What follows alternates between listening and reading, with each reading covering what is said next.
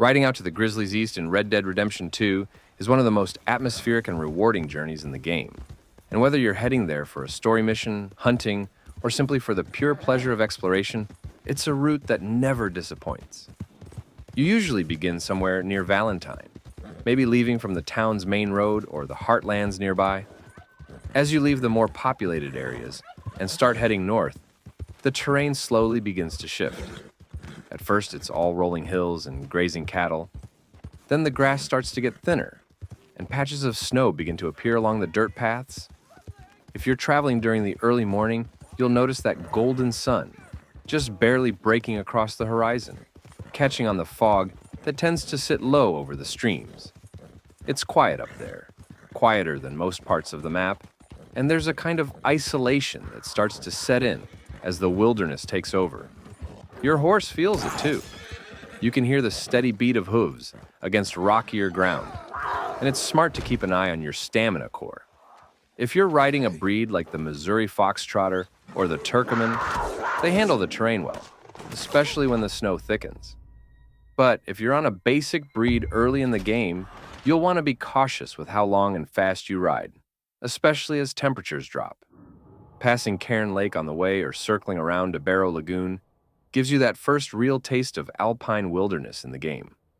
The wind picks up, and you start to hear the cry of eagles overhead, or the occasional rustle from a fox or a rabbit darting off into the trees. If you're on the lookout for wildlife, this area is rich with it. Wolves, elk, even a cougar if you're unlucky. It's one of the few places in the game where you can both admire the scenery and be attacked by a pack of wolves within the same 2 minutes. At some point, you'll come across a small shack or hunting cabin, like the one near Widow's Rock, half buried under snow.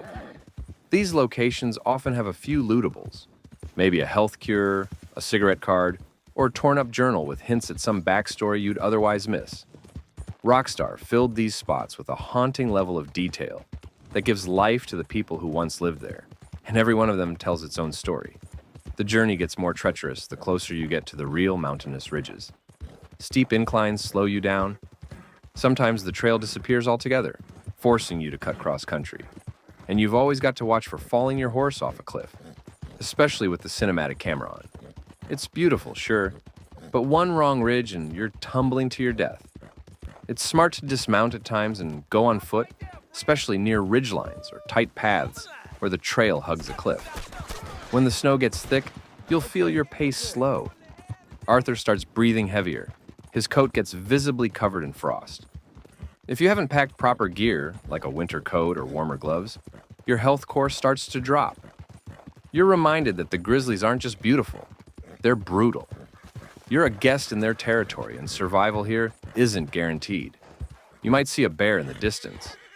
Don't provoke it unless you're hunting and well-stocked. Even then, one wrong move and it's over.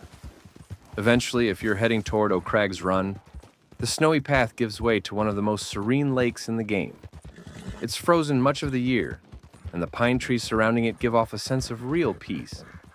You'll often find a moose there or a few deer wandering cautiously. If you're quiet, it's a good spot to set up camp, especially if you've been riding for a long time. There's a calm here that you don't really get in most parts of the map.